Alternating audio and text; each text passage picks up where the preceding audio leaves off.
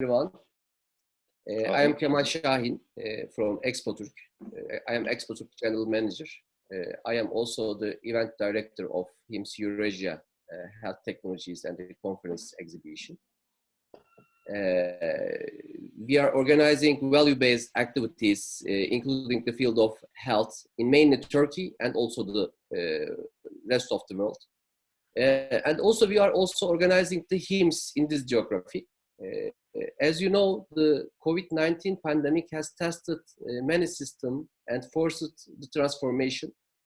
We took our share from this transformation. As those, we have adopted the mission of gathering the right information on the right platform, on the right people. So for that reason, we have prepared for this event for you today. Today we have two moderators. The one moderator is the Gürhan Zincircioğlu. Gürhan is the gentleman that successful implementation of HIMSS in Turkey. He will be an event content moderator for now. He will manage with the panelists and also the content. I will rather be at the technical moderator. If you ask any question, you can direct our chat to direct to me. And also, I will give some brief information about the meeting. We plan to complete the meeting at 4:40 or 5 p.m. There will be a simultaneous translation in our event. I would also like to thank our sponsor, Nova, who provided us with this service. You can choose the translation and you will listen in Turkish, all speech in English. Now we will give you a four question poll. You will see after my speech. We also explain the answers at the end of the meeting. While ending my words, I would like you to add the HIMSS Eurasia Health Technologies and the Conference exhibition that will held 26-28 October 2022. I invite all you to this event where you will see new interpretation of health after COVID-19 pandemic. We would also like to thank our valuable panelists, moderators, and you who participated in this beautiful event. Yes, Gürhan. Now I will share the questions. Okay. Yep. Thank you, Kemal. Good afternoon, everybody from Turkey, from Izmir, with a shiny, sunny day, unless it's locked down in Turkey for the weekends. And thank you very much for joining us today, and welcome to the webinar, COVID-19 Effects in Europe and Future of Digital Healthcare. Okay, I'm Gürhan Zincircioğlu. I'm a member of the HIMSS Europe board, and I am delighted to have with me three significant speakers from three most affected countries in Europe. Dr. Charles Alesi from United Kingdom. He is the Chief Clinical Officer of HIMSS International, and Charles Alesi has more than 25 years of experience in global healthcare policy and clinical practice. He is Senior Advisor for Public Health England. And thank you, Charles, for joining us today. Pleasure. And we have Elena Sini from Italy, Milan. Elena is the Group CIO of GVM Care and Research and Chair of the HIMSS Europe Governing Council, and also member of HIMSS Global Board of Directors. Thank you, Elena, for joining us today. Thank you, Gürhan, for inviting me here today. A pleasure. Yes. Now I want to share from that point to Paul, our Paul. At the end of the presentation, all people see the percentage of these questions. Okay. Okay. Thank you. Yeah. And Vicent Moncho Mas from Spain. He is with us. Vicent is the CEO of Marina Salud Denia Hospital. He has more than 15 years deep experience in digital healthcare. He has been at HIMSS European Board previously. Thank you, Vicent, for joining us today. Thank you, Orhan, for inviting me. Sure. Let's kick off the webinar. Today, the subject is COVID-19. And when did it start? It started in 2019, Wuhan, China. It seemed a local infection at the beginning, but spread it to the world quickly and become a pandemic outbreak in a short period. So now Johns Hopkins Center shows us there are about 4 million identified patients and more than 270,000 deaths in the world. So different approaches have seen in different countries, from China to South Korea, Japan, and Taiwan. They are really concentrated to the conditions highly relevant technological aspects in terms of contact tracing, like best success in Taiwan with 6 deaths so far. So let's put the step in Turkey a little bit. Turkey faced the first case in the middle of March. So Turkey was predicted to bear the highest risk of COVID-19 infection, but turned out low death rates and recovery. So this result has been attributed to swift border control, high quality health system, infrastructure, and whole of society participation. Well, in Europe became an epicenter of pandemic in March. So in Italy, Spain, and UK are the most affected countries in Europe. There are some similarities in between those countries. They all have elderly societies, but like Italy has the aging most in Europe. Total deaths are over 25,000 and total cases are over 200,000, which are similar for almost with all those countries. Very similar each other. Italy and Spain are going down with the numbers of daily cases and deaths. However, United Kingdom has not reached the peak yet. So we are going to discuss the outbreak with 3 significant speakers from those countries. Well, let's start with you, Charles. Charles, you are Chief Clinical Officer in HIMSS International, and UK is going through even more of a difficult time than Italy and Spain. Can you give us a little bit global perspective and then English response? Thank you. Thank you very much, Gurhan. I'm just going to take over the screen and share the screen and open my presentation. Thank you. And really what I am saying, really, it is, this really is a pandemic like no other. Can you see my screen, please? Yes, thank you. So this really is a pandemic like no other, because it's a pandemic which really caught a lot of people by surprise. Really, what is so different about this coronavirus, which is the SARS-CoV-2, or COVID as it's known, COVID-19, or SARS-CoV-2 to give it its full name, compared to its previous coronaviruses which caused trouble and epidemics or pandemics in the world? There was the famous SARS-CoV-1, which started in Fushan, China, in November 2002, and the MERS, which we know quite a lot about, of course. It was in the Middle East, really around Saudi Arabia, and that was in 2012. But there was even another virus which was very similar, which is swine flu, which came out in 2009. But COVID and CoV-2 is very different to everything else that came before it. And I think this is probably why it caught health and care systems globally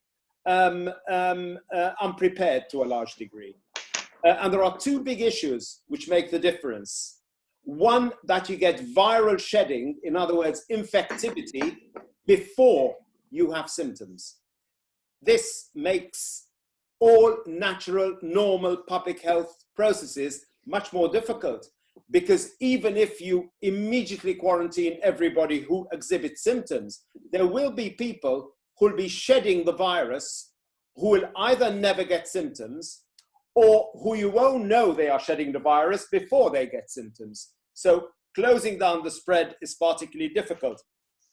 And certainly recent research shows that the virus is concentrated in the upper part of the upper respiratory tract upper respiratory tract, mainly in the nose. So it really viral spreading is very easy, as against SARS, the original SARS, where it was more concentrated right into the lungs. So really that is the fundamental difference.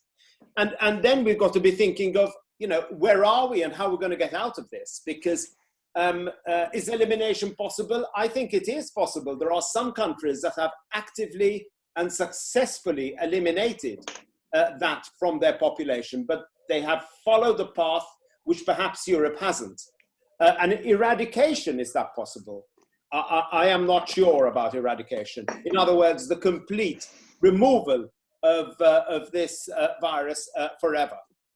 And clearly the intention, the ideal situation, is for us to contain the virus. So what it means is people will inevitably get that infection, but we need to keep it at a level whereby health and care services don't get completely overwhelmed. And so it's the optimal rate, and no one size fits every country. Countries inevitably are going to have to do this in a different way.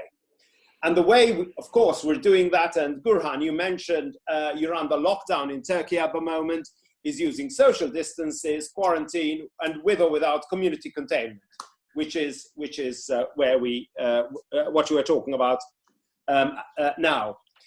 And in terms of the end state, where we end up after this pandemic, because of course this is going to go on for a while, is either mutation of the virus. These viruses mutate when they reproduce. So there is, it definitely will mutate. The question is, will it get worse or better? These viruses usually get better. That's good news. Or of course, a cure, a drug treatment, a new antiviral that cures it completely. So that's a possibility. Or else the production of herd immunity. So people who have it would have immunity associated with having had it before. And this could be varied with natural infection, of course, people who get it, or else with vaccination. Vaccination either passive, and people have used or are trying to use passive vaccination, using antibodies from people who are recovering from the condition to try to stimulate the immune response, or active vaccination, which is what people are looking for at the moment. I just thought it was helpful to set that into context, because otherwise what we're saying doesn't really make much sense. And now if we look at how the world responded to this, there is a real stark difference between Asia and the rest of the world. It really is dramatic. So as part of what we're doing in HIMSS, I am interviewing country after country in the Far East, really around the detail of their responses. And it's become very, very clear. Places which actually had a history of having had SARS-CoV-1, the original SARS, and places like Taiwan, South Korea, they had it, and they had it badly. As well as Singapore, or MERS-CoV, places like Saudi Arabia as well had that badly, or even H1N1, like New Zealand, where 20 people died in a relatively small country. What they did was they moved in very hard and very early. And by that I mean, to take the extreme example, Taiwan, when the first news came out of Wuhan, and really an announcement was made on the 31st of December, on that same day, and I saw the email, an email was sent to the World Health Organization from the Taiwanese, and they immediately started quarantine on the 31st of December. So they basically put a wall around Taiwan and really isolated that population completely. And they've had very, very few cases, as we know. South Korea had many more cases because they had an outburst, but they used that wonderful technological flair, which you described, Gurhan, and I think they managed it remarkably well. New Zealand came a little bit later, but they really put the shutters down very quickly. And Singapore, of course, as you would expect, did that very well. They now had a little bit of an outburst, but they've managed that as well. But in essence, really the message here is if you've had one of these really, really difficult viruses that happened to come into your country, and it was recent, you moved very quickly and very early. And that means that you can come out of it quicker and earlier than most as a result. And the rest of the world have very, very different approaches.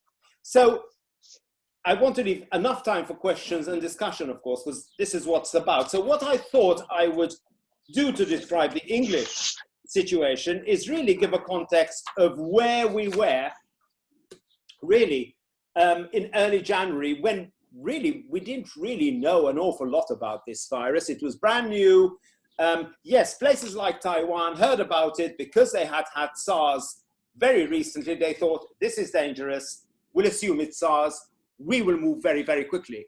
And actually, the genetic makeup of SARS-CoV-2 is 86% like the genetic makeup of SARS-CoV-1. So they weren't really wrong anyway. But that wasn't true everywhere. So in terms of where we were in England, we had a very large and very well-developed public health process and network. We had surveillance and digitization to a degree. It wasn't fully digitized, the process of surveillance, using sentinel labs over the country. We had contact tracing, which was a mixture of manual and a bit of digital, but it was relatively small, a small infrastructure for track and trace individuals. It worked very, very well with the flu. It worked very, very well with local outbreaks in England, but it perhaps didn't work, and it wasn't of the size that one would have expected for dealing with something of this magnitude. But of course, we need to remember that in the beginning of January, our understanding of this condition was a little bit different to what it is at the moment. And as regards testing capacity, we had a small testing capacity, well developed, highly technical, but not very large. In terms of the health and care systems, in England, we have relatively few hospital beds, less than Spain, less than Italy, very much less than Germany. And also a small number of ventilated beds. And we need to remember, people talk, and governments talked a lot about, oh, we'll just buy ventilators. You need the workforce and the ventilators. It's not just getting a ventilator. You need to have somebody with the ventilator who knows how to use it, and the governance associated with that. It's not as simple as just buying a ventilator. And we have a large care home and nursing home sector, which historically has always been somewhat underfunded and always fell into some difficulty in terms of the funding process, because the NHS was government funded and care homes and nursing homes are means tested. In other words, people have to pay for some of those services, and there's all sorts of political difficulties around the care home and nursing home sector, and they've always felt as though they were second class as against the NHS. And these issues are all very important, as you'll find out a little bit later on, because this actually explains perhaps why we're in so much difficulty. We also had a good governmental oversight. We had standing committees like COBRA, which actually looks at, is a governmental organization which pulls together experts from public health, from the military, from transport, education, work, you know, the usual places, finance, to really manage that process well. And we also had standing committees of experts to look at the potential for dangerous new diseases entities, which is SAGE, and NervTag, which is an organization which was set up specifically around viruses and new viruses. So the process was really there. As well as stockpiles of PPE, which is personal protection equipment. You know, and we know the difficulties that people have had associated with that. But again, we need to remember where and how people were at the beginning of January, because in the beginning of January, what people were thinking about, and really to a degree, WHO also were actually saying the same thing, was that this could well be an atypical influenza, in other words, similar to an H1N1 type condition, a swine flu type, but more, you know, obviously more lethal. This could well be something which has very limited human-to-human transmission. And obviously that was not correct, but that was what was thought, or that was what was being said at the beginning of January and all through January.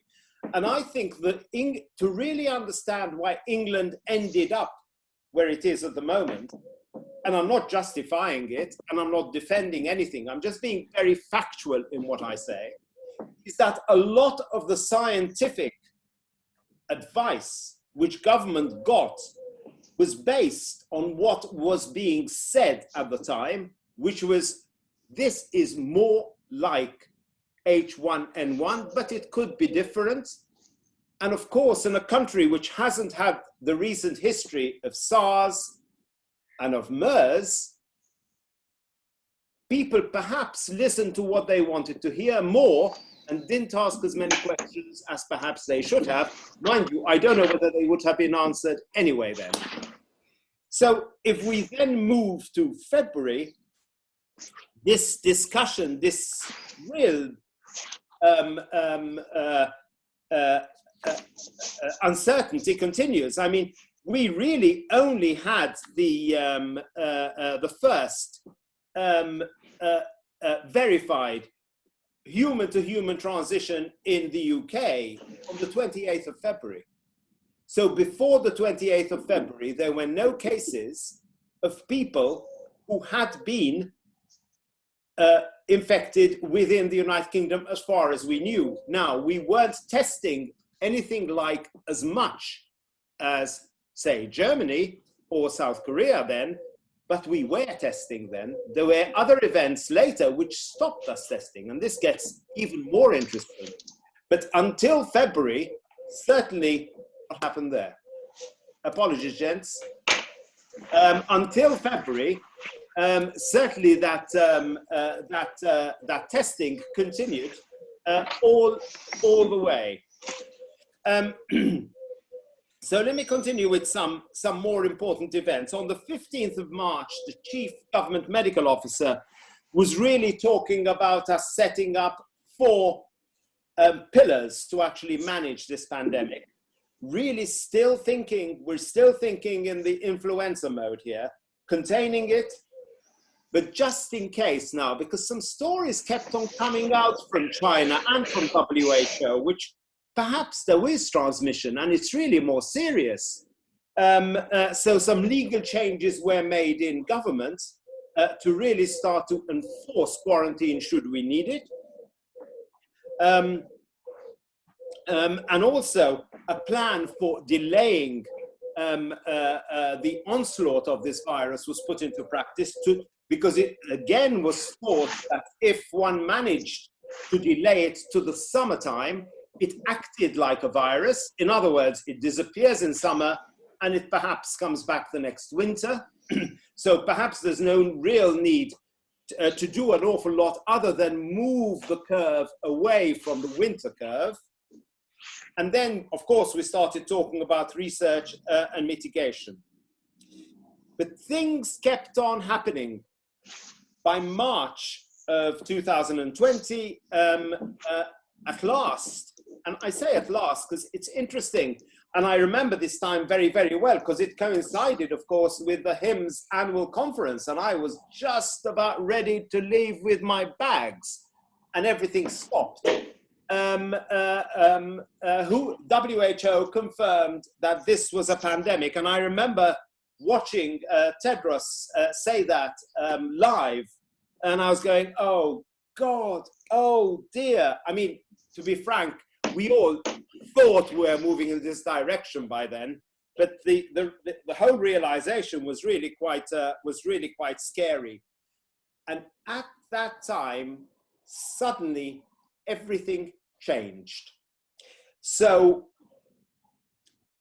at that time, modelers started to look at the models and decided that this could potentially kill 500,000 people in England. And one of the most pivotal studies came out of the Imperial Group, which really predicted 500,000 deaths. And the government suddenly changed its view, and we suddenly decided this was a serious event and it had to be taken seriously. But again, perhaps without the history of having had SARS, of having had swine flu badly, because we were fine in both of those, we certainly did not go down for a sudden shutting down of everything within England, like, say, the Danes did around a week later. It was slower in England because on the 20th, before then, on the 12th, between the 10th and the 15th of March, there was a very big racing festival in Cheltenham where there were 250,000 people all packed together. And also on the same day as the confirmation of the pandemic, I think, and Vicente could tell me if I'm wrong, perhaps, Atletico Madrid and Liverpool had a very famous match at Anfield in Liverpool, where there were more than 50,000 people of both countries in a very small packed environment. Not a very good idea, is it, in retrospect? But of course, we're all wise in retrospect. And, you know, these things happen. So we ended up in a situation where by the 20th of March, schools, restaurants and pubs were closed. And then on the 23rd of March, we went into lockdown. And lockdown in England is not the complete lockdown you had in Spain or we have in France. It's a sort of lockdown because it's lockdown. You can still go out to exercise once a day. How people know it's once a day, not twice a day, is a mystery because there is no system set up to actually measure that. And it can't be too far away from home. What too far away means is another mystery because we still don't understand what that means. So it is sort of a lockdown. And really at that stage, all the changes started to take place. So let's now move to April. And in April, really, we started to clear out, end of March, we started to clear out all the elective activity from the hospitals, to make the beds for this onslaught of COVID-19 patients we were expecting. And to a degree, that onslaught, we did have a peak, and I think we hit the peak in hospitals around the 8th of March. So around the 8th of March, we hit the peak for the hospitals, as it's been reducing ever since. But the community peaked a lot later, and a lot of people were discharged from hospitals back into care homes, obviously spreading it. The systems for PPE, there was some difficulty in getting them complete for hospitals, but there was even more difficulty in getting them complete for care homes. So clearly, there was a lot of spread in care homes. And if we have to think in terms of where the major problems are, it's amongst older people with multimorbidity in care homes. So we have two epidemics in England. One in a hospital, which is going down, one in communities which actually has just peaked. It's on the way down now, but it's going to take longer because we're behind the curve from Italy and Spain. And in May of this year, actually tomorrow, there's going to be an announcement by the Prime Minister, which is going to be talking about the slow start of easing the lockdown. Is it too early? I don't know, but we have to remember there are economic issues as well here. And it's really going to start with very, very small things like opening garden centers, for example, so people can buy stuff for their gardens. But it's going to take a little bit longer. And schools, I don't think will open until June. We just heard today, could well be in a situation where we've introduced 14-day quarantines for people coming in and out of England. In the past, there haven't been any impediments except people being told to self-quarantine. So the last thought I'll give you, and then I'll shut up, is really the fact that it did have one other unexpected event, all this, in that it drove digital transformation into a place we couldn't have dreamed of, where we started perhaps 5 or 10% of primary consultations were done in a situation other than face-to-face. It now is between 85 and 90%. It flipped. And suddenly, digital transformation, other modalities are really what people are talking about. Thank you. Well, thank you, Charles, for your thoughts and your perspective, starting with the global and then put it in your country, the English response. I'm going to ask you a couple more questions later on, but just a quick question. So if we put all the things together, like it's the main issue is the early quarantine and the contact tracing, like tracking. So what the Taiwan did. So can we blame on World Health Organization to put this named on the pandemic? Can we say that now? Impossible. I don't know. It's really interesting, actually. I had to keep on looking back to find out what happened in February. It's amazing how quickly you forget. And I looked at all the WHO bulletins, which were coming out every day in terms of what they were saying. And I think we have to really understand that we're living in a world where this virus didn't exist a few months ago. So our knowledge really wasn't as good. It is very easy, I think, for us now to say, oh, they were so stupid. They should all have done it this way. But we didn't know that at the time. So I don't know. I just don't know. Okay, thank you very much. We'll come back later on to you, Charles, but I want to step into Italy, to Milan, to Elena Sini. Hi, Elena. How are you doing in Italy? I'm fine, thanks. Well, good to hear you and good to see you. So you identified the first case in February 21st in Italy, and it has been almost 3 months since the first case was identified.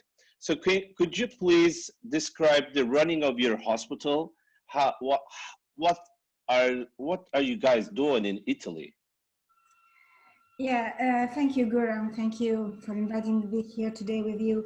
Actually, I was looking to share with you what happened in my country, and in order to understand what happened in Italy, I think it's important to focus on what happened in Lombardy, because it's a different story. You know, about still now, by far, Lombardy is the worst hit region in the country, and all of us understood what happened in Lombardy, and so took the right, I think, measures to cope with this epidemic in the other regions of the country. I'm currently the CEO of a healthcare group, which is, runs healthcare facilities in Italy and other European countries. In Italy, the group owns 28 hospitals, and these hospitals are located in different regions, so encompassing the whole country from north to south. So all of us learned of what happened in Lombardy, and then we were able to make the right decisions, I think, in the other regions. But I would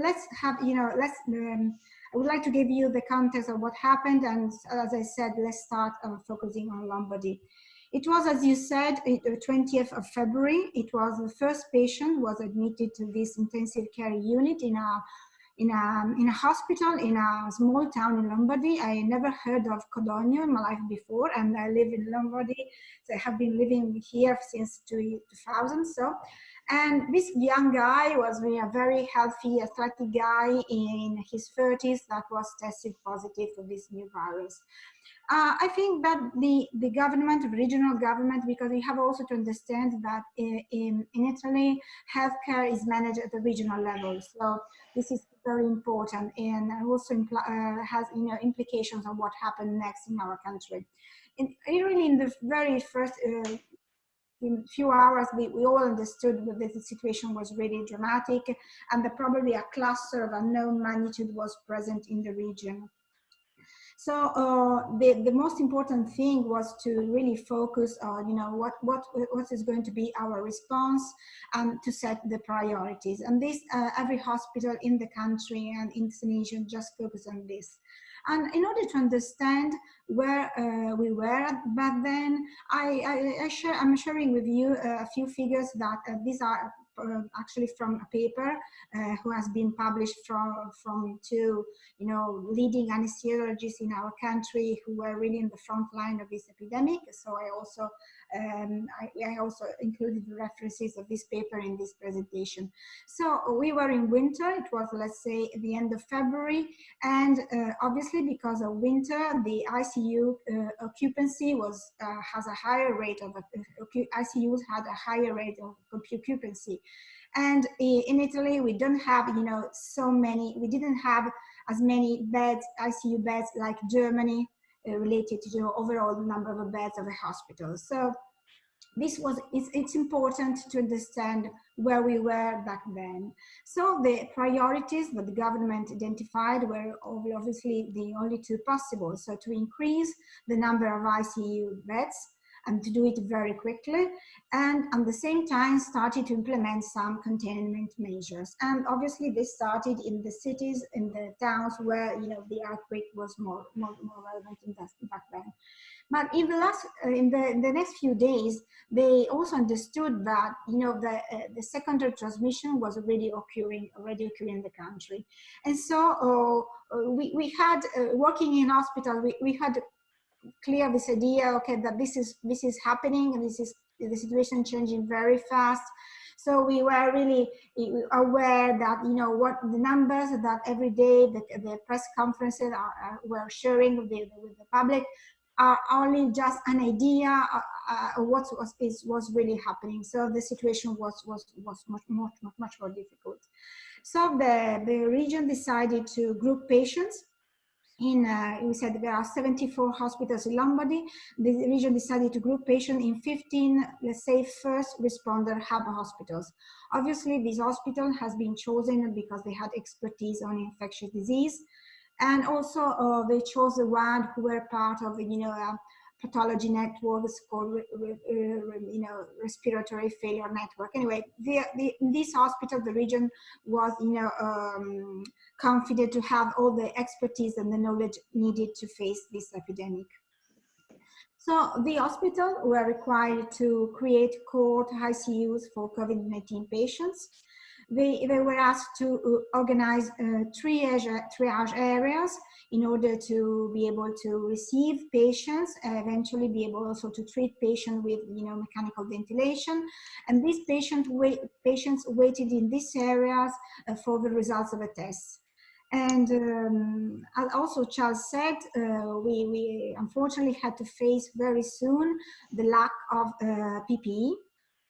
This was a relevant problem in our country because there wasn't, a manufacturer in Italy who produces this kind of PPE. So we had to purchase PPEs from other countries, especially from China.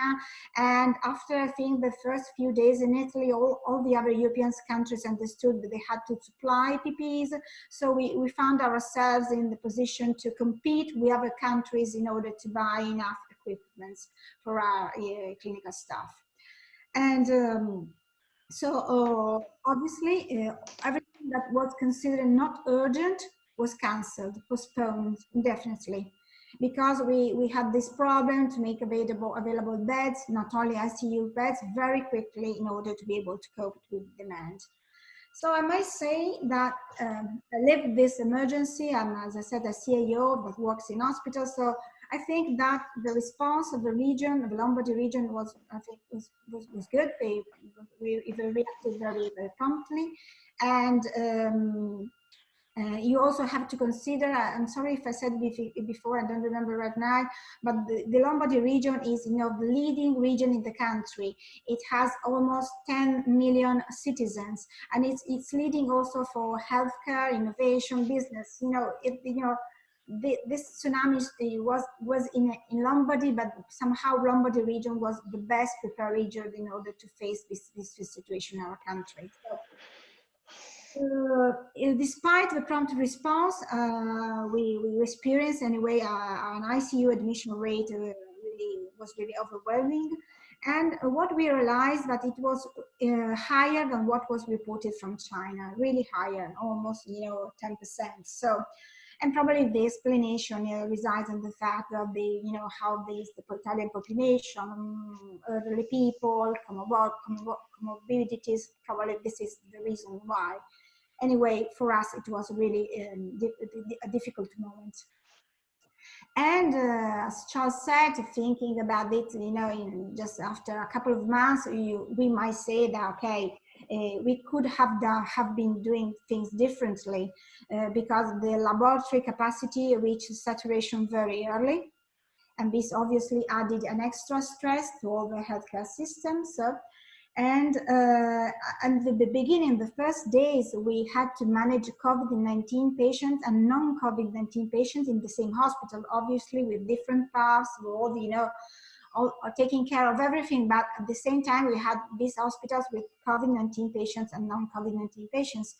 And just, after the first week, 10 days, they decided to dedicate completely hospitals to treat COVID-19 patients. And all the regions decided to do this, to do it very quickly. So, for example, as I said, we have 28 hospitals in our group, and 5 of them in different regions were completely dedicated to COVID-19 patients. So this really helped, especially in the center and the south of the country. So really helped to manage this difficult situation. And as a timeline, we can share, we said 20th of February, everything started, and on March 8th, the Lombardy was quarantined, and so the strict self-isolation measures were in place, and this was the only way to contain the spread of infection. This was important for me to share with you, because after what we experienced in Lombardy, it was somehow easier for the government and for all the other regions to make the right decisions. So just a couple of days after the decision to quarantine Lombardy, the government decided to quarantine all the country. So, and this was, I think, the most important thing to do. And we can say it now, we are first day of May, that this proved really to slow down the transmission of the virus. On the other hand, when we had Lombardy, all the resources were at the capacity. On the other hand, the central government provided additional resources, funding, equipment, also asked retired doctors and nurses to go back to work. So every measure was put in place, and so this helped a lot for the country to deal with it. We also understood, as I said, the national health system is not really a national health system, it's more a regional, as a sum of regional health systems. We realized so that there should be more collaboration, even if you have to plan it for new emergencies in the future, we should be able to create more collaborative networks among the different regions. This was an issue at the beginning. We managed to do that, but it's definitely a problem to manage healthcare at the regional level when you have an epidemic of this situation. So where are we now? Last Monday, Italy has decided to progressive easy containment measures, and so we'll see in the next few days, and let's say a couple of weeks, or it is a wise decision, and obviously the economic problems, move the country to make this decision. From the IT point of view, we experience as IT community, as also as HIMSS Italian community, because what I'm sharing with you today has been discussed so long within the HIMSS Italian community. We have different webinars, HIMSS webinars that really helped us to collaborate, work together, share experiences. So it has been amazing during this couple of months how much collaboration through these webinars, through the community, we were able to achieve. So what we experienced at telemedicine, finally, I may say so, in my country, has given a really positive contribution to healthcare, and has been used really in a variety of ways, from the simple video consultation to to IoT, constant monitoring of critical patients at home. And it also has been an opportunity, let's say, to ease some of the obstacles and that has been initially in regarded to telemedicine. Also from the financial point of view, it wasn't sustainable till now. Now the regions understood that it's really a tool so useful, so relevant. So they are also changing regulation in order to push forward telemedicine. So this was really a great opportunity, I think, for the country to leverage digital tools in healthcare. What's next? As many countries, we also obviously planning to launch our own contact tracing health app. It should be anytime soon. There has been obviously a lot of debate, discussion in the country related to data privacy, concerns about, privacy issues related to this app. The problem, I think, right now is that the app is, you have to download the app on a voluntary basis, so it's not mandatory. And so this, I think, would affect, the ability of the country to really trace the cases, the COVID-19 cases. But we are not in a country that the government is going to impose on citizens things like this, like an app. But I think it's really it's on us to make this kind of tool work and help contain the spread of the virus. So in order just to end this presentation, what I might share with you is that this is what I'm thinking right now. So I think that we faced very difficult months. It has been, we worked tirelessly every day, long hours. Everybody was so involved, and it has been tough. But at the same time, also from the health IT community, I think health IT community, it's a unique opportunity to push digital transformation forward. So somehow there's also a bright side of this, of what happened in our country in the last couple of months. Well, thank you, Elena. You had a really tough last 3 months, I think, in Italy. Thank you for sharing what happened in Italy in the last 3 months with a kindly presentation. Just a quick question. I'm going to ask you some more questions later on again, but just a quick question. How is nursing informatics revitalizing the healthcare ecosystem during the pandemic in Italy? What do you think, the nursing informatics about it? It was also an opportunity for them to understand their role in hospitals. And one of the webinars we joined as HIMSS Italia community was actually a European webinar for nursing informatics people. And so I think, you know, it's like that this month helped us, all the community, all the health IT community in Italy to be more aware of all the skills and the knowledge that is needed to work in our hospitals today.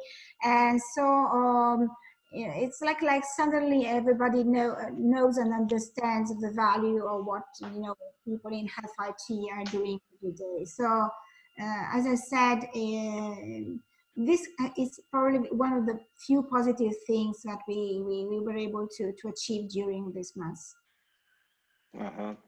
Well, the people in Turkey, they were really curious about Italy so far because all the numbers, the people in Turkey, they are just like kind of comparing with the Italy. Okay, are we going to be the Italy or no? Or are we going to be in safe or somewhere? Well, thank you very much for your presentation. Let's go to Spain now. Vicent is over there and waiting for us. Sorry, Vicent, for waiting you. So how was Spain Vicent, it was not predicted to bear the highest risk of COVID-19 infection at the beginning. But now when we look back and look the numbers now, it's really high numbers. However, they are going down. How did it happen? Can you tell us what happened in Spain? Good afternoon from Spain, and thank you very much for inviting me to share the experience and the initiative that we are doing here in Spain. During the presentation, I'm trying to show you some data on the evolution of cases in Spain, because I think that it's quite similar to other countries. If we take the same initiatives, that's quite interesting. And on the other hand, there are some governmental initiatives that the central government took in some moment for the crisis, and this is also important because we are a complex country with a lot of autonomies, with full authority in healthcare, and it's the first time in 30 years of democracy that happened in Spain, and it's quite interesting. And at the final, I want to share some initiatives that we took and some changes that we did in the hospitals. Let me share the screen. 1 second.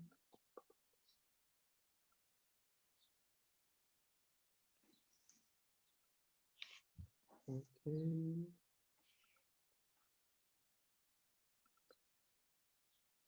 First of all, this is the current situation in Spain. This slide is from 2 days ago, and some interesting details that you can watch there is Madrid is like Lombardia in Italy. Everything started in Madrid, and as you can imagine, Madrid as the capital of the country have a lot of movement of people between Madrid and other areas, because there is a lot of people from Valencia, Andalusia, etc., that works in Madrid but lives in or have another house in other areas of Spain. And Barcelona is the other area that we have a huge problem, because Barcelona is a huge city, and what happened in Spain was that the spread of the virus was really quick in the huge cities like Madrid and Barcelona. About what started everything, we had a football match in UK, but we also started with Atalanta Valencia in Bergamo, the 19th of February. And that was a real problem for us, because the first cases in Valencia were people that traveled to support the Valencia football team. And that's a reality, that people travel and people move the virus between our countries, because we are so near. But you can see how is the evolution of new cases of COVID patients in Spain. As you can see, everything started at the final of February. And we started to, the government started to be worried at the beginning of March. You can imagine that one of the discussions that we had in Spain was that in 8th of March, we have a lot of manifestations for the women around a lot of cities, but there was an internal discussion for allowing or not allowing, when we were observing that in the north of Europe, they were not allowing this kind of people together, and they were not allowing meetings for more than 10 or 100 or 1,000. And that was one of the main problems that we have. We had the virus in Spain in that moment, and we have a lot of people together in watching football, going to the cinema, and etc., etc. But as you can see, the worst moment of the spread of the virus was at the final of March. In that moment, everything started to go down. And there is explanation of that. It's the lockdown that I will show you. This is another important data. This is the healthcare personnel, staff, that went infected by coronavirus. And it's quite, it's really huge. And the problem is the same problem that that Elena explained it. We didn't have enough PPE for the people. And the people was, and the healthcare, the doctors and the nurses were treating in most of the hospitals without enough protection for doing that. And they got infected. And they got infected from the patients, but at the beginning, they got infected between them, because we didn't know that the virus was on the hospitals. And that's quite sad, because as you can imagine, we have about more than 40,000 healthcare staff infected right now. Most of them are cured and are working now, but it's another thing that we have to take into account. We were not ready to treat this kind of disease in our hospitals. This is a comparison between us and some countries. And as you can see here, Spain and Italy are quite similar, the curve, and UK and France it's also, and as always, the States are the leader, because, and it's quite interesting how we tried to make the curve more plain, and everything started to went better at the beginning of April. Another thing that you have to take into account is the distribution of the patients around the different regions of Spain.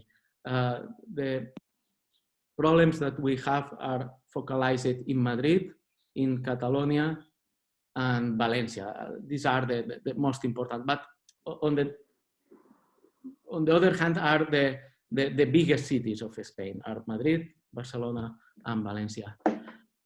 Another problem that we had in Spain was that we didn't have enough tests for the population. We have really problems in the hospital for testing the patients that we had on the wards and what that we had on the ICUs at the beginning of this process in March. In March was terrible, and at the beginning of April was terrible. PCR, we didn't have enough PCR, and we started to receive some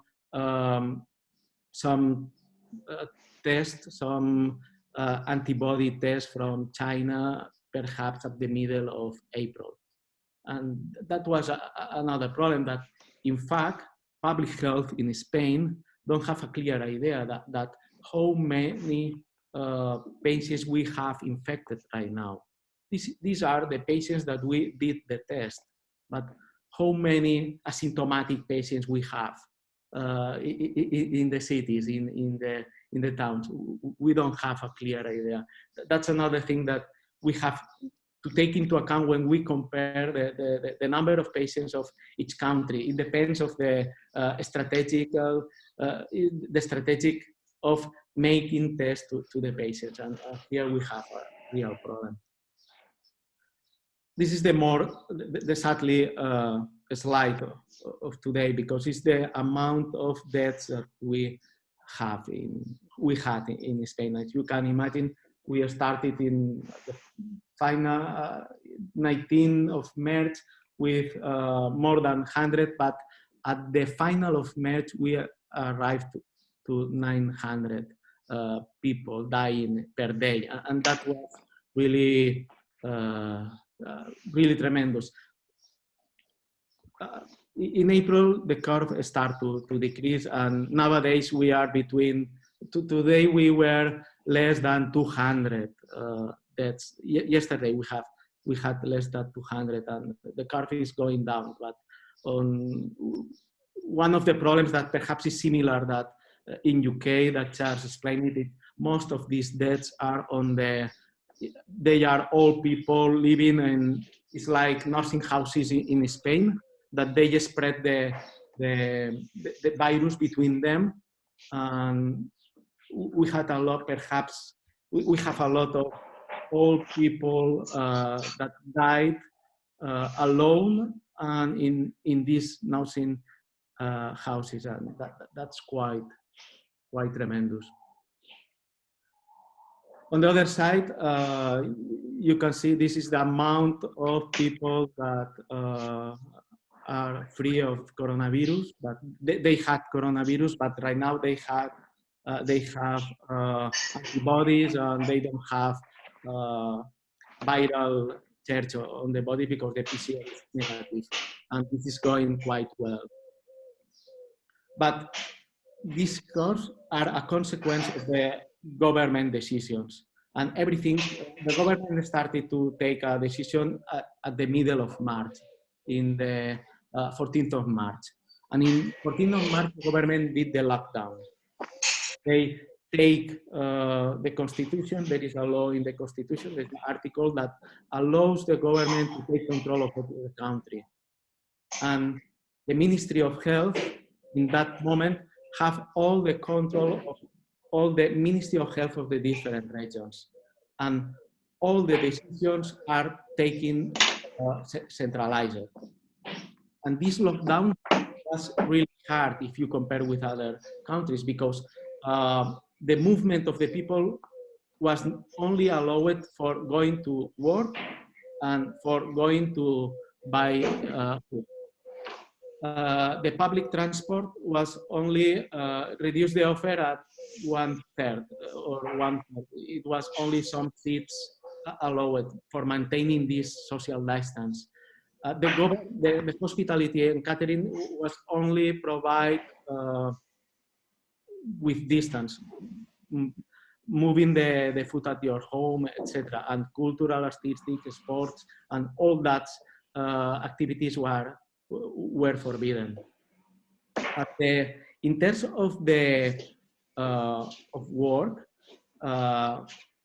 most of the factories were closed after 14th of March. Only factories with relationship with the food, medical supplies were allowed to run in that moment. And all that people went home without job. And I will explain some initiative of the government.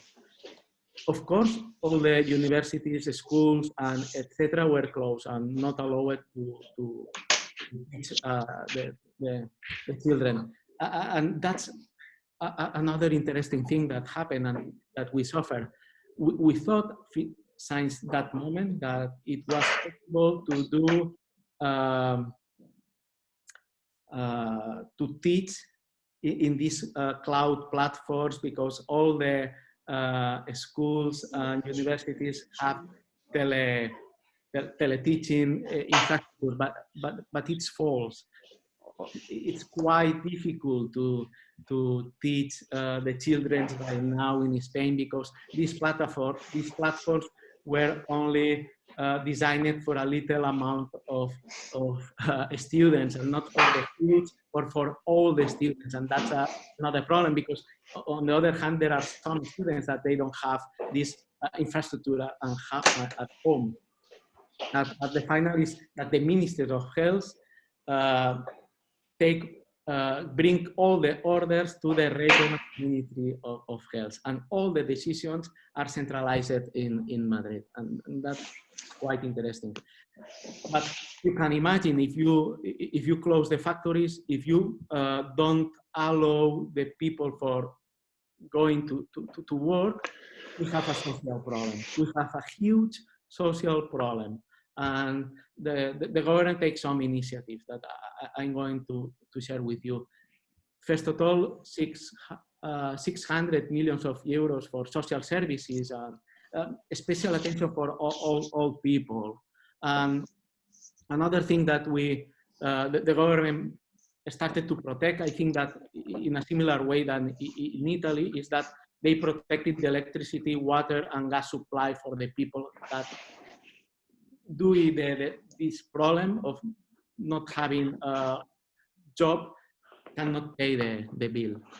And another initiative of the government with the banks was to add a moratorium of the paying of the mortgage for the first home of the people. That is another problem, that in the Spanish law, if you don't pay 3 months of the mortgage, the bank can get your home, and that's quite strong in Spain. For companies, workers, and people, you can imagine that we have more than 3 million people at home, people with a temporal, they are temporarily at home, but they have the relationship with the company, but the payroll is paid by the government. That's quite important, because the government I think that it's quite similar that in UK, more bureaucratic here in Spain than in UK, but the government take the decision of paying that salaries to the people that, for the law of the government, had to close the companies, and that's quite important. On the other side, the government engage the companies for making more teleworking with the inside the companies, and that was another thing. Another thing that we have is that in the municipalities they have the budget, but if they have a superávit, they cannot spend that superávit. They have to give that superávit to the central government for paying the debt. That is a rule that we have in Spain. And with that crisis, the government allowed the municipalities to spend that superávit with some social services in the town. And there is another guarantees by the government for making some grants and some arrangements with the bank. Let me explain some details about some initiative in the hospitals, because it's quite similar in most of the hospitals. Because as you can imagine, the central government makes some decisions, and they give to us some recommendations on how to organize the hospitals. And with that, we establish some different levels of actions according to the overall number of patients conducted. And we have 3 levels. Depending on the number of patients that we have in the ICU, and depending on the numbers of patients that we have in the emergency department. And depending on each of the level, we use other areas of the hospital, like ICU department. And all the devices act on level 1, 2, are prepared for the level 1, 2, and 3. There is another interesting thing that we started that it's not so common in Spain, but we started of having a permanent dialogue with the mayor of the cities, because and that must to be normal situation of a dialogue, a meeting between the hospital and healthcare directives with the mayor of the different cities, explaining what is happening and what they can do and what they must do, not allow to the people, etc. And there is another weekly dialogue and web meeting with the ministry, with the local ministry of Valencia. We did the same in Madrid, in Catalonia, and etc. And a support from partners. That's also quite important. But in terms of the hospital organization, we doubled the emergency department.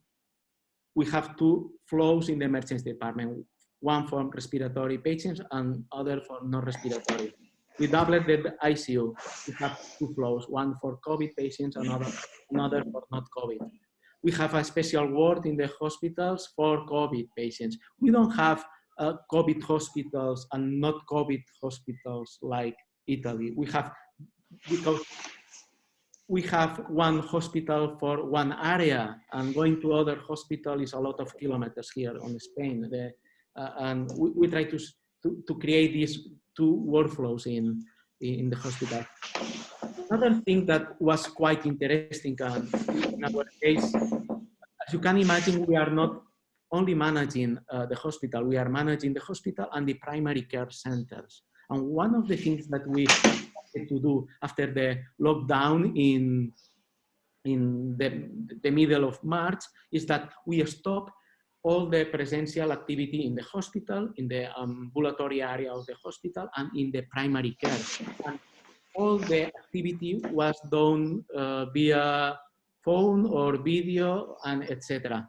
But one of the things that we started was to avoid patients going to the emergency department of the hospital or primary care if they had some symptoms of COVID, like fever, throat, or diarrhea, etc. And what we did was to maintain the patients at home. We started a new episode in our medical record, and the doctors and nurses started to follow daily the patients at home. And only if the temperature, only if the patients get worse, we move the patient to the emergency department. And that was a key point for us, because we avoid these patients infected going to the emergency department only if they don't have any other options. As you can imagine, in a department like Marina, like Denia, that we are managing about 160,000 people, more than 2,500 people are managed at home right now. Okay? Another thing that we did is that we scheduled only some activity that was priority, or some surgeries that were priority because it's a cancer or everything, but we try to make a lot of outside activity. Another thing that we did was to manage our staff in separated teams. We have teams that work with COVID patients and teams that work with not COVID patients. And we try to make this distance between these teams.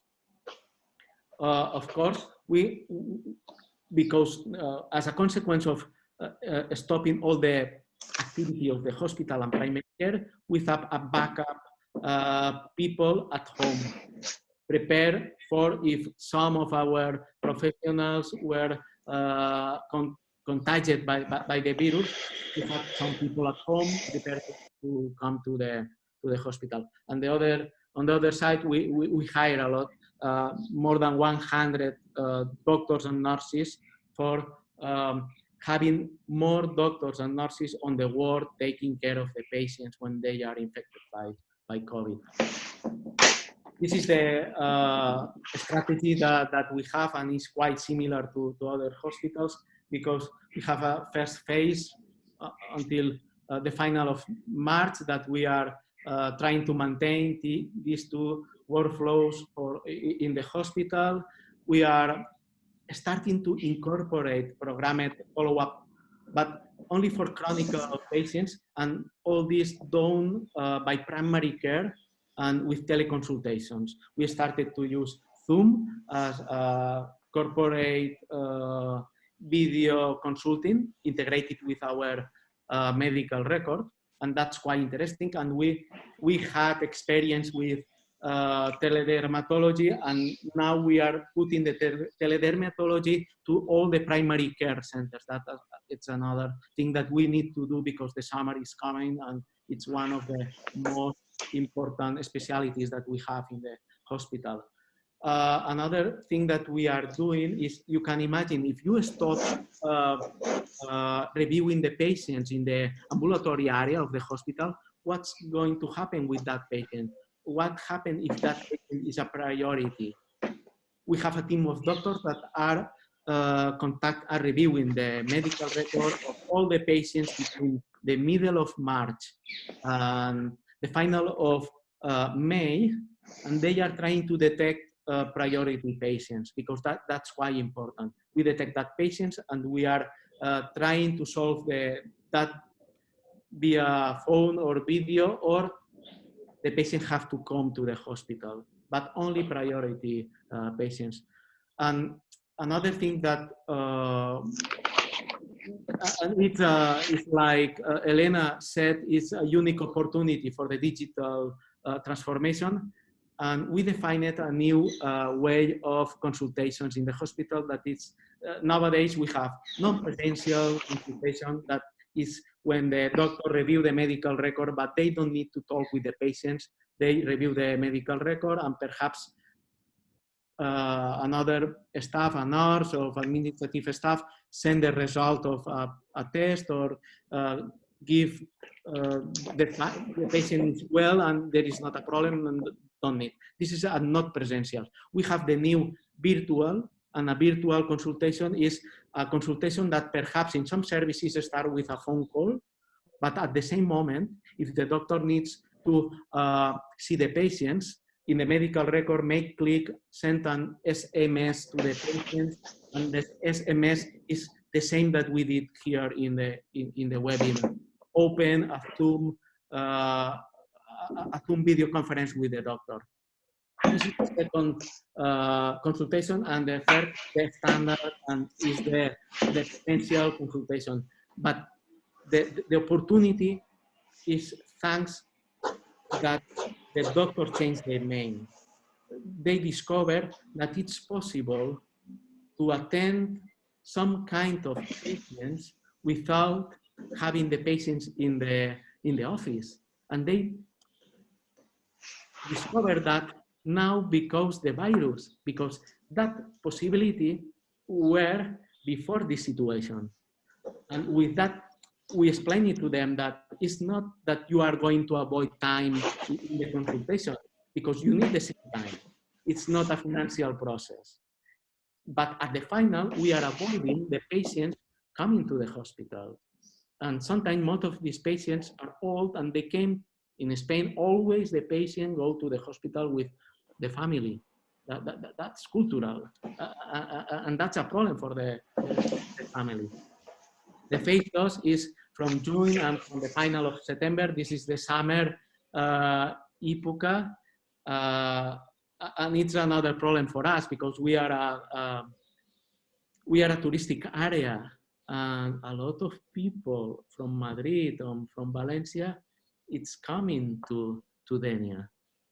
And perhaps they are coming with the virus. And we have to understand how is the spread of the virus evolving when we have this distance, social distance between us, when we have some protection that we are using in the people, and we have to maintain this these two circuits, and we have to make to be alert to all of this.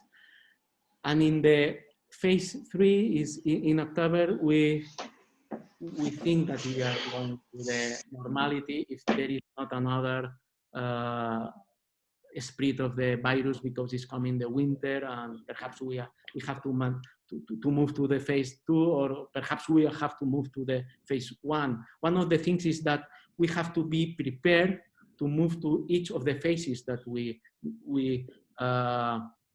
create during the situation. And that's all that I wanted to share with you. Thank you. Thank you, Vicente, for your kind of presentation.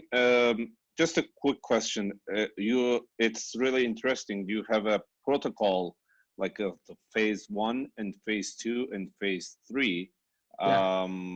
So that's really amazing. I mean, you have a protocol, what you know, what you are going to, and also the collaboration with the people, with the population.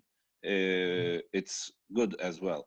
So yeah. are you tracking people, the identified people, tracking them in your country now?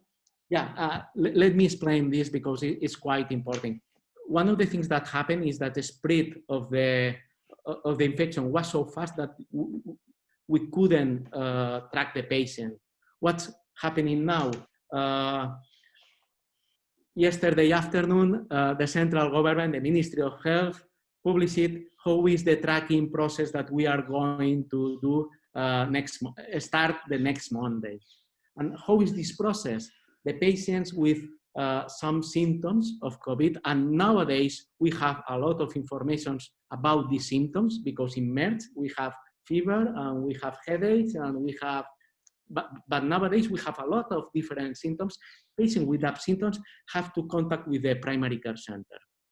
In primary care center, they have to go to the primary care center, and there we are going to do them a PCR, and we are going to evaluate if they are contagious, and if they have the virus, we put them in a quarantine of 14 days. But on the other hand, we have to, and that's public health responsibility in Spain, we have to detect all the contacts of the patients.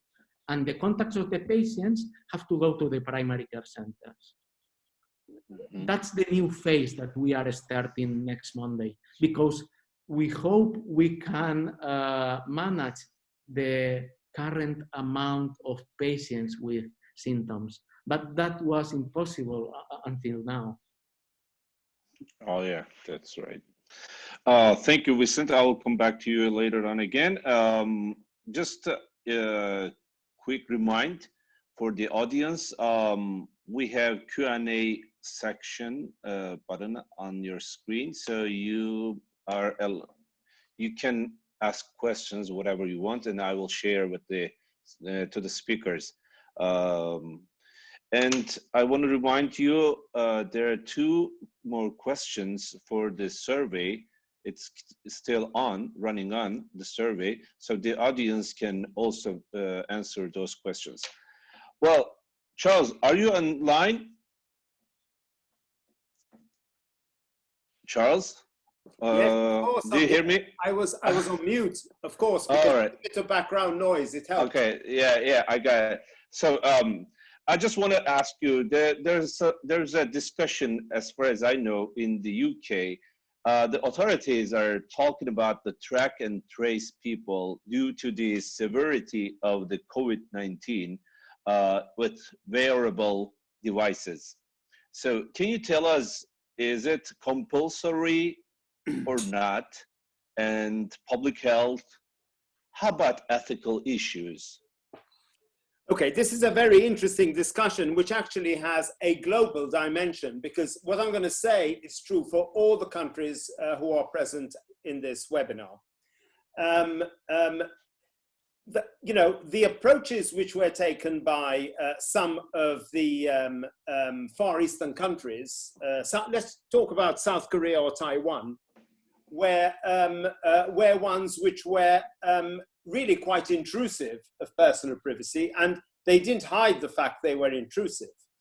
In Taiwan, if you arrived at the airport in Taiwan in the evening of the 31st of December, and you happened to come from Hubei province, you were forced to download an app which ensured that people would be able to see that you didn't breach your quarantine guidelines, for example. And they even, for contact tracing, etc., were using, as the South Koreans, both electronic fencing, in other words, using the towers to check where people were, but also more intrusive ways in terms of Bluetooth. So they were intrusive. But that was then, and perhaps that was right. I don't know. Now there is a big discussion going on in England about what approach we should use. My own view is we have seen something really quite extraordinary from Apple and Google, who have come together to devise a product which manages to keep all information totally on the phones of the individuals, never being able to be transmitted to a central server using a wholly peripheral process.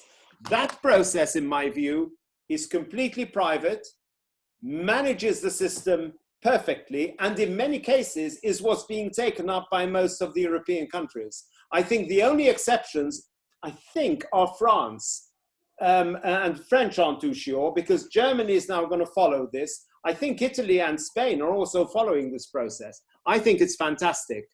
The NHS wishes to actually get more data, but there is always a worry that when governments get extra powers, they're quick to get the extra powers, but not as quick to cede those extra powers. And there is danger of this being repurposed for other purposes, in my view. Well, thank you. In my mind, the question mark was, how about the ethical issues? I think that's going to be the big challenge for everyone. Everybody will have different point of view, so it's a big challenge, I think, about it. Yeah, and I agree. They're not in England. There'll be no forcing; it will be voluntary. But I don't think people will take it up unless they can be absolutely assured they're going to be anonymized. Hence, the Google-Apple approach, I think, is really quite interesting and good for a change. It's wonderful. Yeah, you cannot stand too much. Yeah, thank you, Charles.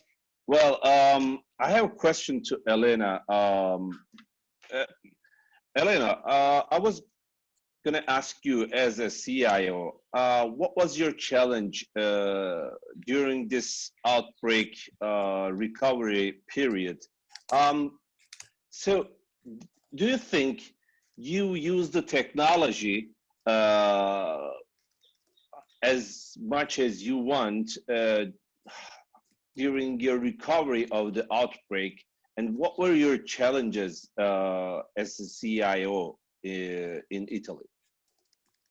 The challenges I had to face were mostly related to the fact that I am the group CIO of, as I said before, a healthcare group which is in so many different regions, and having each region, it's known in each region decided when and where, for example, to establish a COVID-19 hospital. So I remember, especially it was very tough on the weekends, because it was typical that on Friday night you had the news, that in Turin on Monday we should be able to open our hospital should be converted to treat only COVID-19 patients. So we have to enhance ICU beds, or anyway somehow to work in the hospital in order to be able to cope with the demand.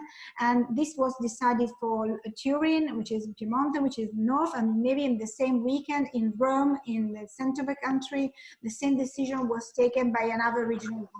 So we as an IT staff reacted very promptly to whatever was needed to do, but the problem was that we couldn't manage to plan, because it's like having so many clients, because all the different regions acted without a real coordination. So everybody understood from what was Lombardy, but they had to act very quickly, very rapidly. So everybody just put in place all these kind of measures, and the private hospitals really were a part of this collaboration network as so I think this was very relevant to us, to be able not only to convert our hospitals to treat only COVID-19 patients, only to make room. I'm sorry, Guram, probably it's your microphone, it's not on mute. I hear a little bit of noise in the background. And for us, the matter was not only to cope with COVID-19 patients, but also to be able to make room for patients and doctors from the public hospitals who had to come to our hospitals in order to treat, for example, Asian patients. So it was a continuous, process to readapt and, prepare everything was needed, not only to treat our own patients, but also to make room from patients from the public. So having so many regions and each of them decided, in the same days, and so we were just one IT team, one IT staff.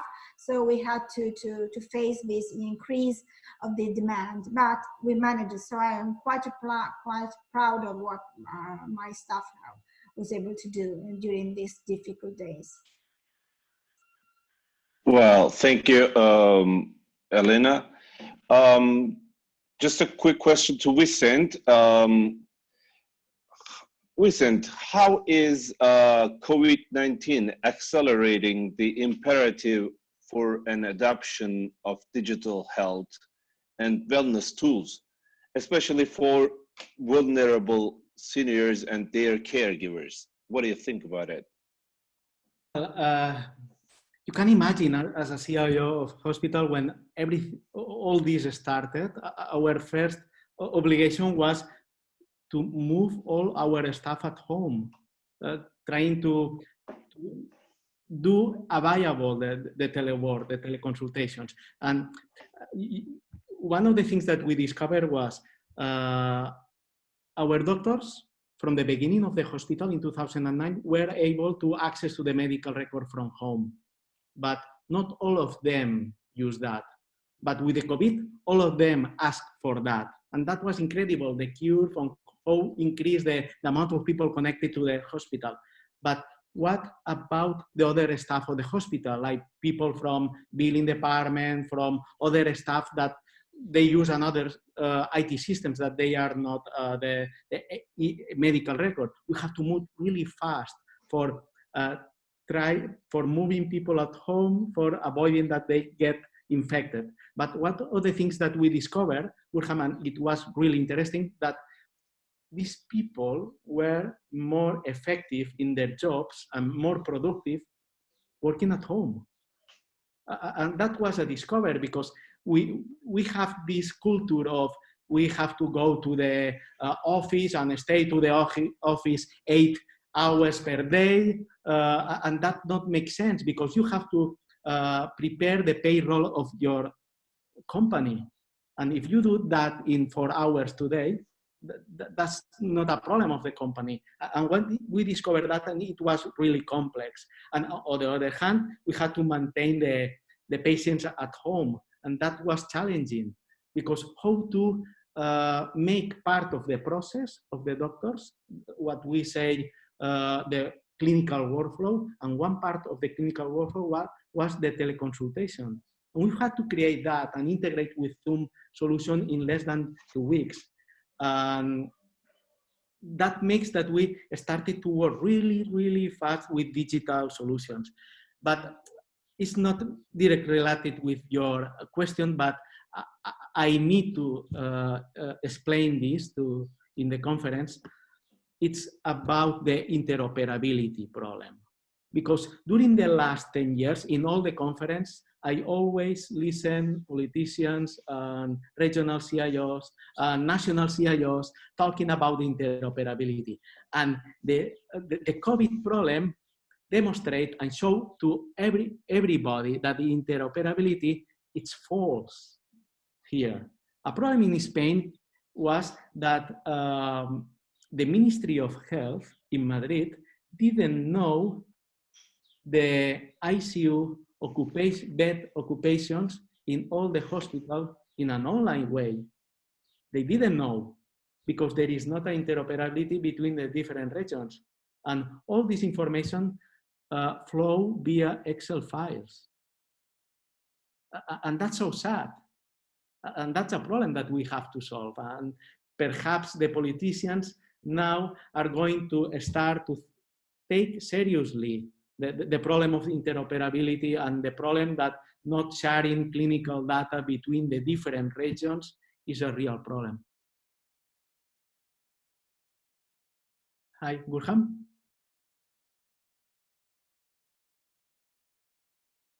I think Gurham is... I can say, Vincent, I really agree with you. A great point. So, absolutely, you're absolutely I don't know if you in Italy have a similar problem because...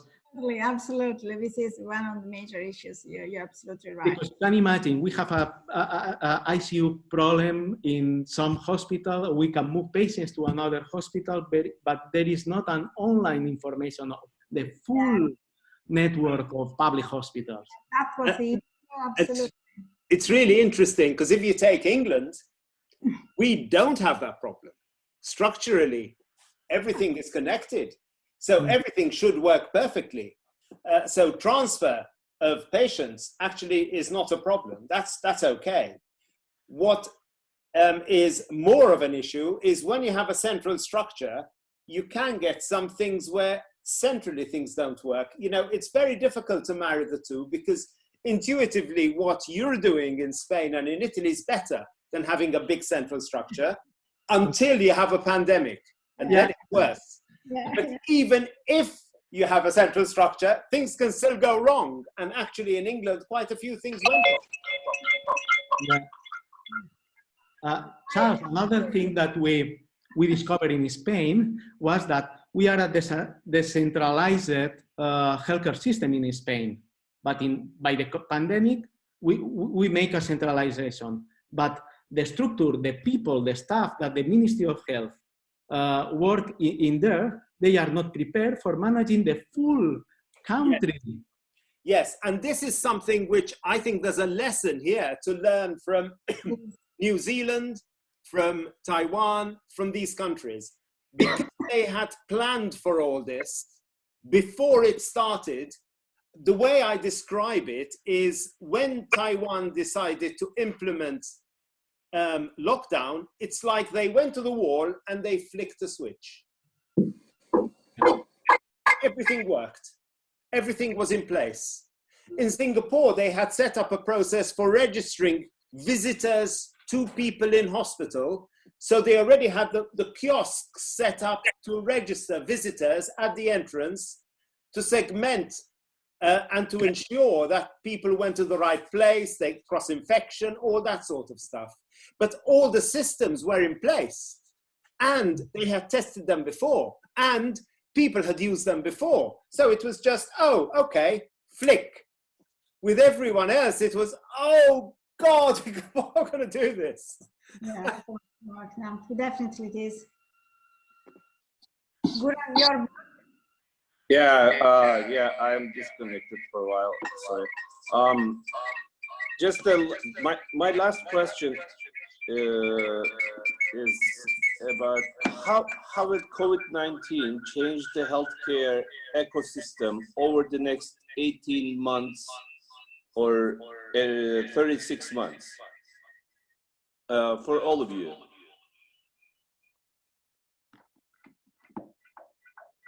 Tell us who to start, please.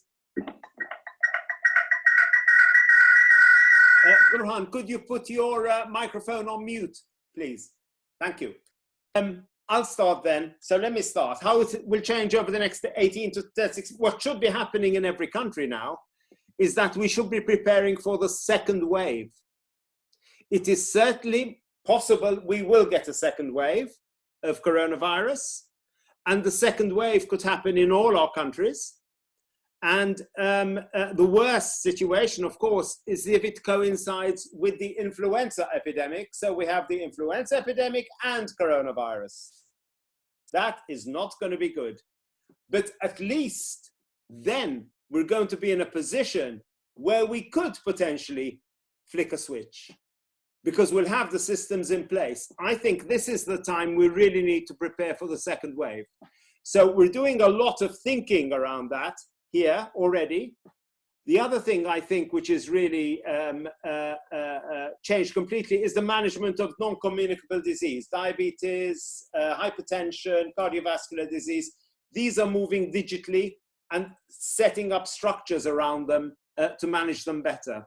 And primary care has changed completely now. It's going to be a digital and face-to-face service. Before, it resisted going down that way.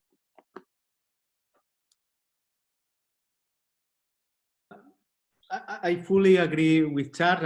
I had a good discussion with a colleague that one of the things that I think that has to happen is that the healthcare organizations, the hospital, the primary care, we need to change that organizations it's like having like the cloud philosophy, that we can increase and we can decrease when we need. And that's not possible right now with our currently organization. We have that amount of beds, we have that amount of staff, we have that amount of ICU department, but we need to think that can evolve a hotel to the hospital in that moment, and we need to prepare for this switch on button that our colleagues in Asia have, because it's really complex now. Every step that the government takes have a lot of amendments, because it's the first time that they are doing that. And it's impossible if you don't test this. It's the first time that you are doing. And that's the thing that I strongly believe that we are going to do during the last 6 and perhaps 12 months.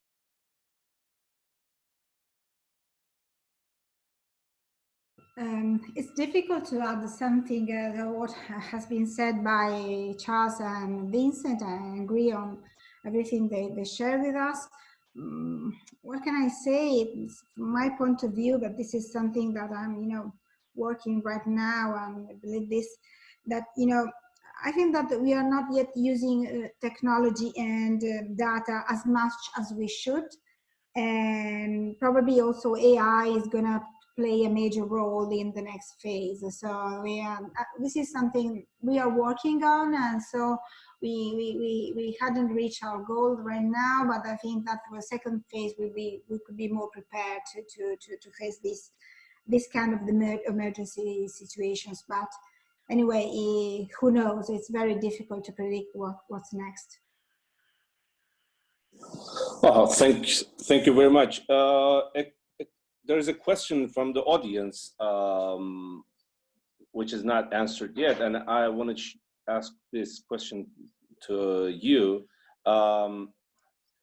If you follow the Turkish process, what happened in Turkey and how the Turkey managed or not, whatever, what do you think? How it's looking like from Europe side?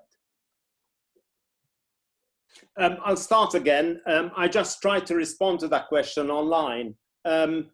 I think, looking at the numbers, pure numbers, with Turkey having 135,569 confirmed cases and 3,689 deaths, that looks, when I say good, I mean every death is not good, but it's better than a lot of countries, certainly better than ours. And possibly better than my colleagues. But I think that all depends on a couple of things. One, how you're counting, because certainly what we found in England is we have a large number of unexplained deaths. In other words, COVID wasn't the cause of death, but there were other causes of death. Now, those are likely to be COVID related. That people don't always write COVID on death certificates. That's part of a problem.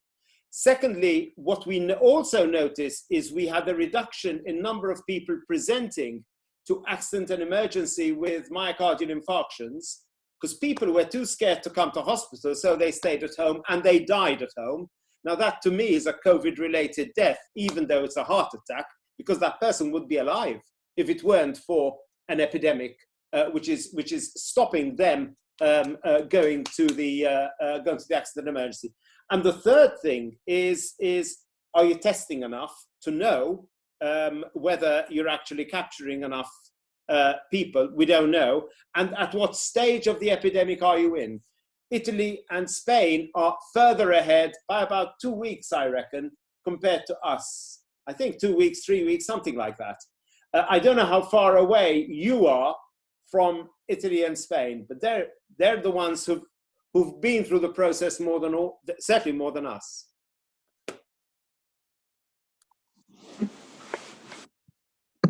Thank you. What about Elena and Vincent? What do you think about it, the Turkey process?